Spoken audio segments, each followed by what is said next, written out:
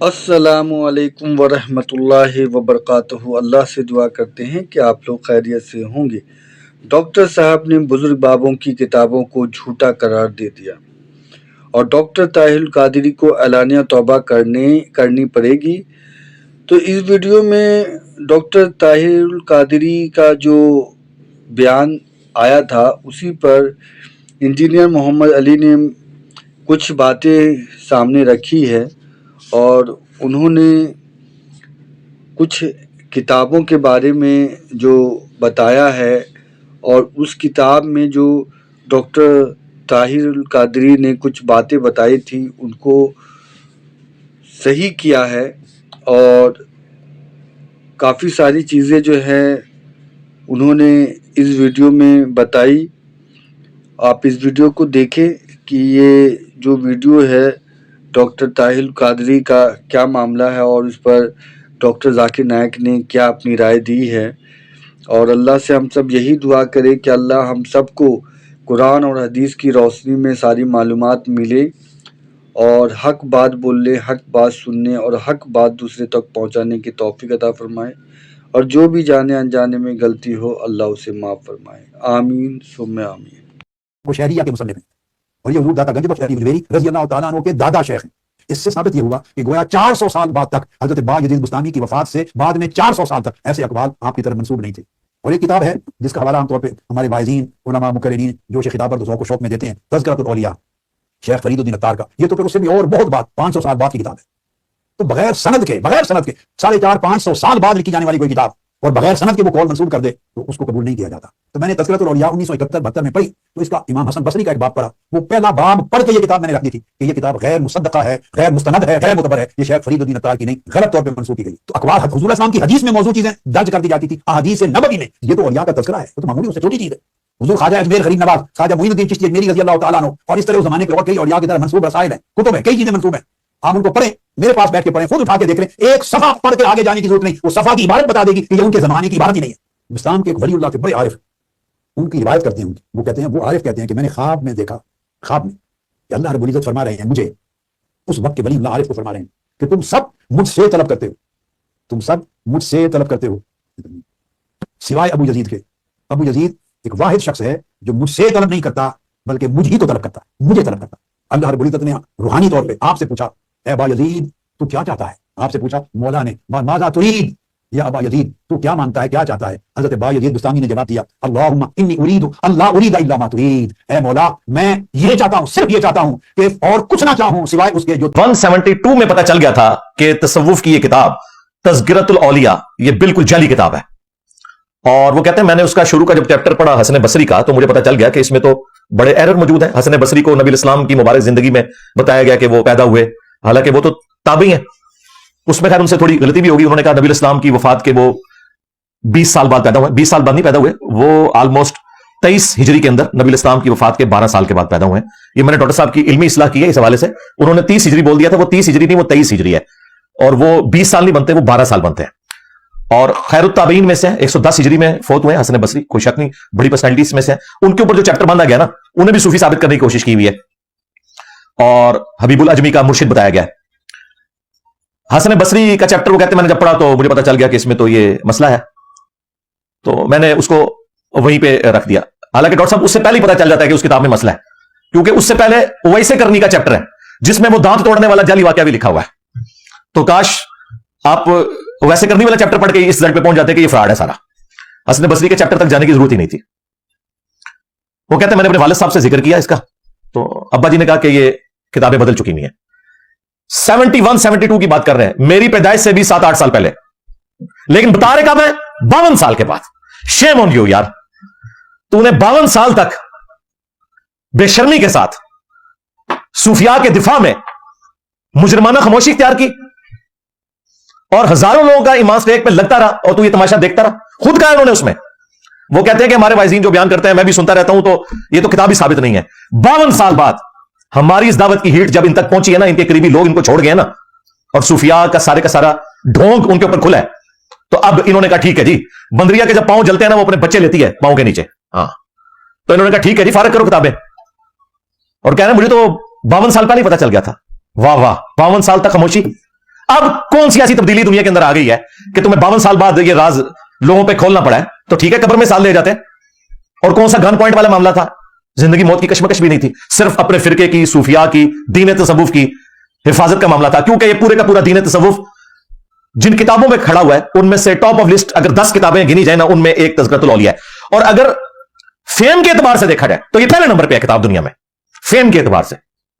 جس طرح شیعہ کے ہاں فیم کے اعتبار سے پہلے نمبر پہ نہج البلاغہ ہے, لیکن کتاب کی ورث کے پوائنٹ آف ویو سے علمی حلقوں میں وہ اصول الکافی ہے.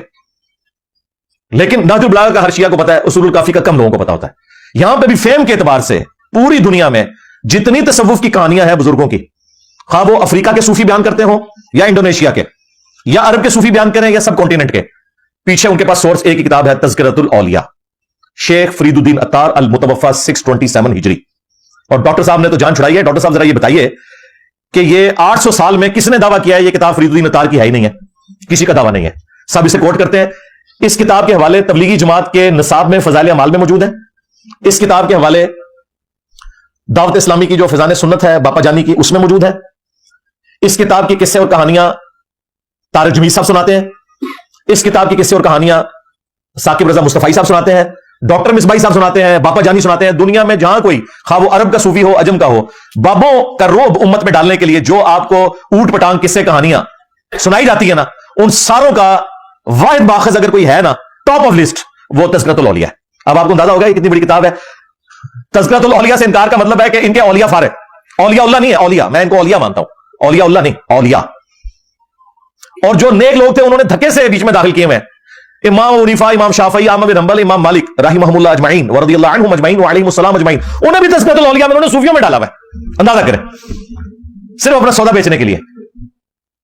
تو ان بزرگوں کو جو محدثین ہیں انہیں ہم برا نہیں کہہ رہے, ہم ان لوگوں سے اختلاف رکھتے ہیں جنہوں نے ان کے نام کے اوپر سودا بیچا.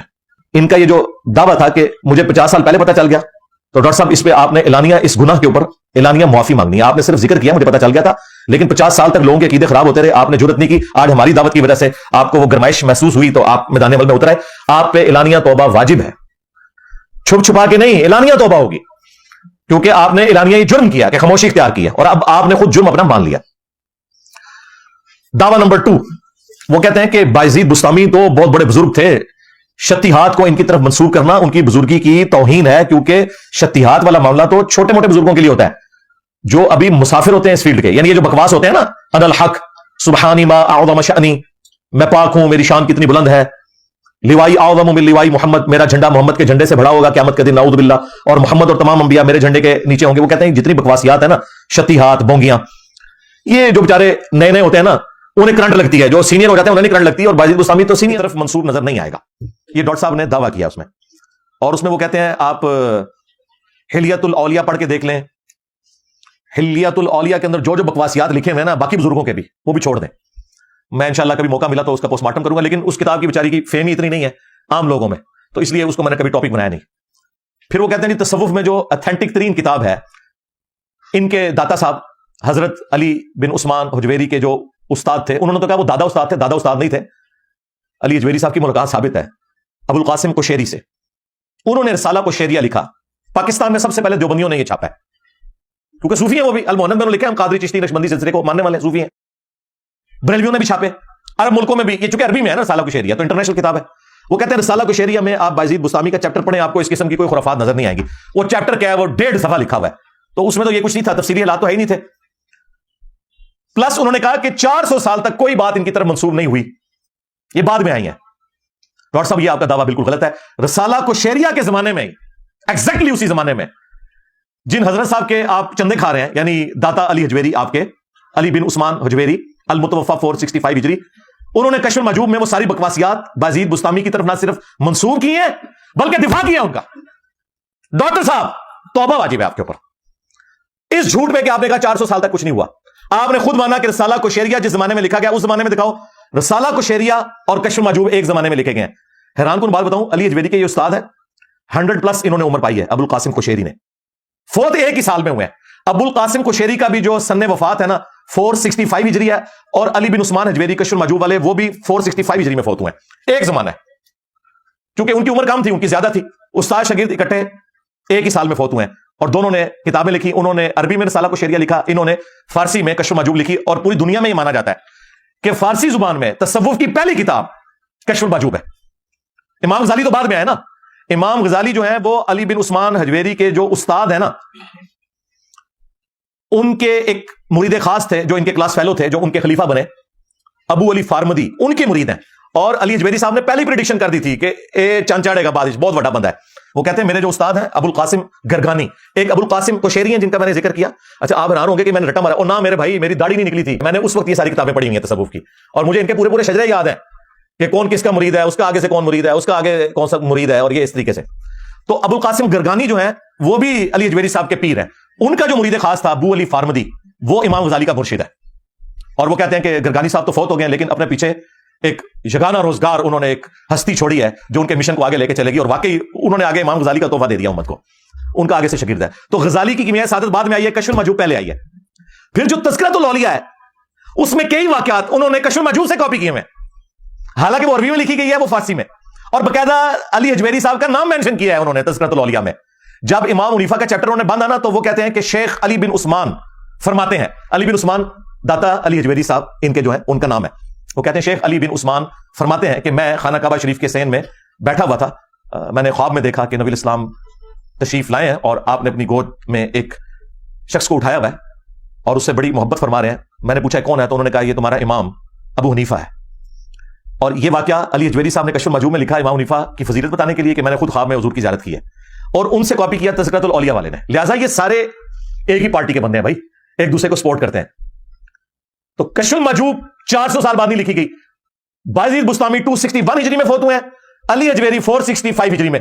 200 سال کے اندر علی حجویری صاحب نے بایزید بستامی کا صحف سکر اور باقی سارے معاملات, جنید بغدادی کا صحف اور ان کا سکر اور سبحانی ما اعظم شانی اور جتنے اور چھتیحات ہیں, وہ کشف المحجوب میں نہ صرف لکھی ہیں بلکہ ڈیفینڈ کی ہیں. اب مجھے بتائیں ڈاکٹر صاحب کدھر جائیں گے؟ ڈاکٹر صاحب کے پلے کو شہر رہ گئی ہے؟